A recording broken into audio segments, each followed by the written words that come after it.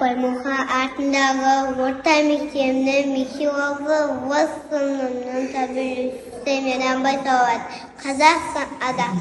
Арыстанда айбат, жолбарыста қайрат, аспандаған байрақтың қанша жұлдыз жайнат, қанша бұлбұл сайрат.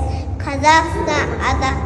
Бұлбарының шапсын, домбыраның қақсын, күңгіртпен тауышын, дарияны ақсын.